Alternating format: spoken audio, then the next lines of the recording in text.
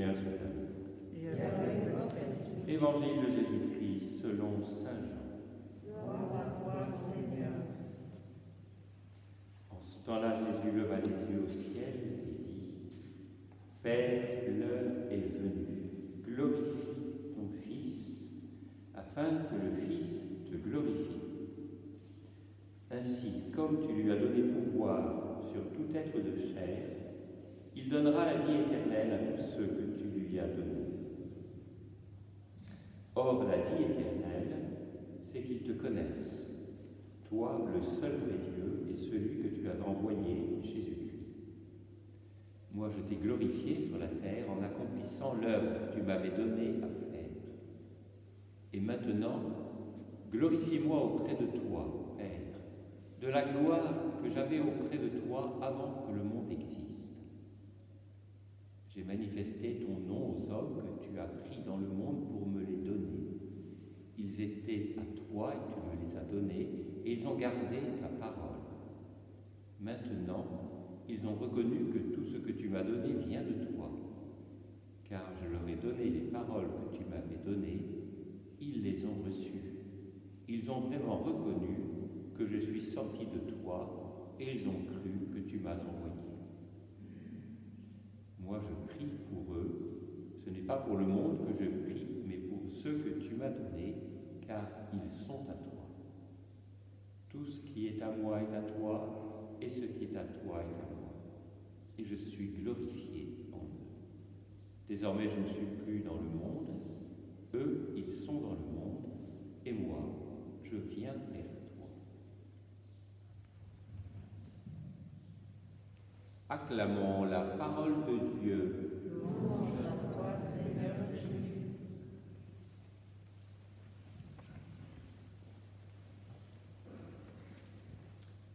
C'est ça pour ce 7e dimanche de Pâques, entre l'Ascension et la Pentecôte, sont donnés ces textes. Vous avez remarqué que la première lecture et l'Évangile sont deux textes qui nous parlent de la prière.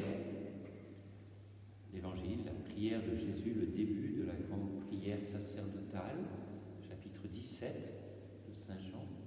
Et puis, comme première lecture,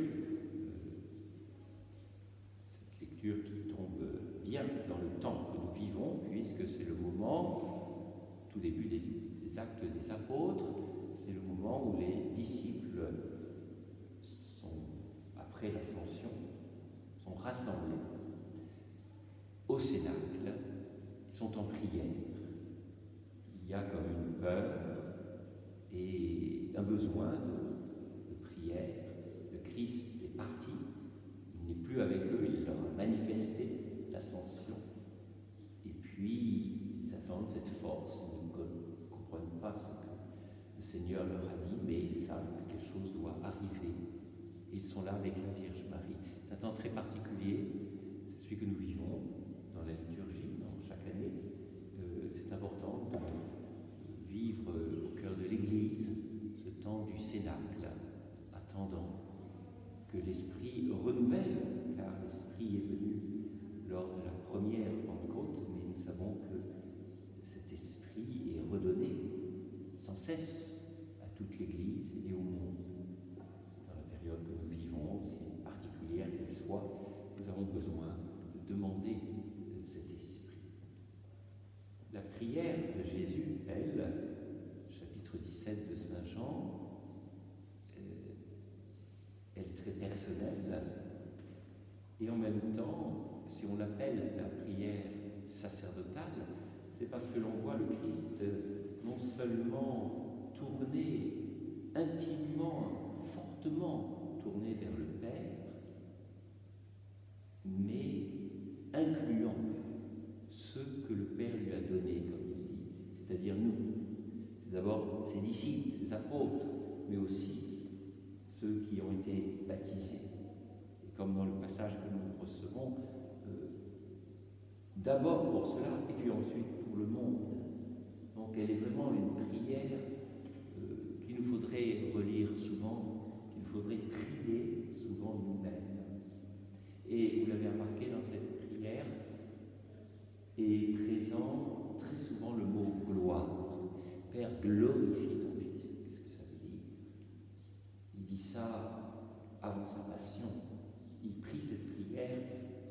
sans doute au moment de Gethsémani, de l'agonie, le jeudi saint au soir. Père, glorifie ton nom. Glorifie ton Fils afin que le Fils te glorifie, comme je t'ai glorifié sur la terre en accomplissant l'œuvre que tu m'avais donnée à faire. Il y a une gloire mutuelle qui s'échange. On sait qu'il y a un échange entre le Père et le Fils et le Père. C'est le mystère de la Trinité qui, de là, fait jaillir l'Esprit. Et il y a aussi un échange de gloire. Et dans Saint Jean, dans l'évangile de Saint Jean, les paroles de Jésus nous montrent que la gloire, c'est pas seulement après la résurrection, c'est pas seulement quand Jésus est monté au ciel, c'est déjà sur cette terre.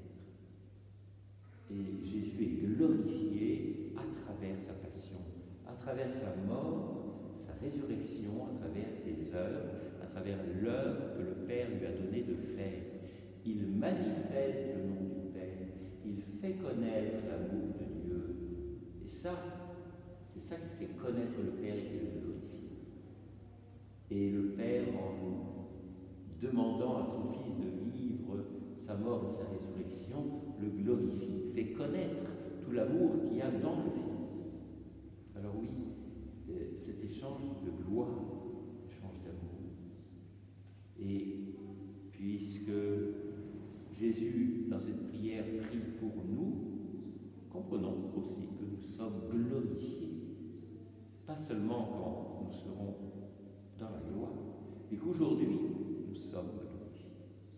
L'Église est glorifiée. Quand nous passons à travers les... Je voulais en venir à la seconde lecture.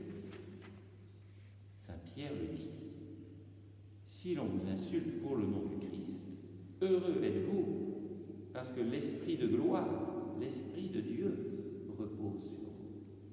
Tout ce que nous vivons de difficile, qui nous unit à la croix de Jésus, nous glorifie, continue de faire connaître cet amour de Dieu au monde, continue de glorifier le Père. Alors, continuons d'avancer dans ce monde que nous trouvons bizarre peut-être, ce monde que nous aimons, puisque Jésus l'a aimé aussi, qu'il a prié pour lui à travers notre prière, c'est dans ce chapitre 17.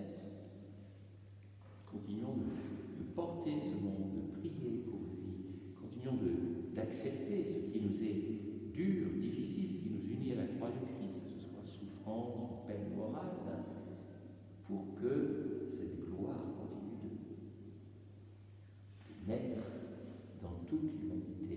C'est cela que le Christ veut et veut faire avec cet esprit qu'il nous donne et qu'il nous donnera en surabondance par la Vierge.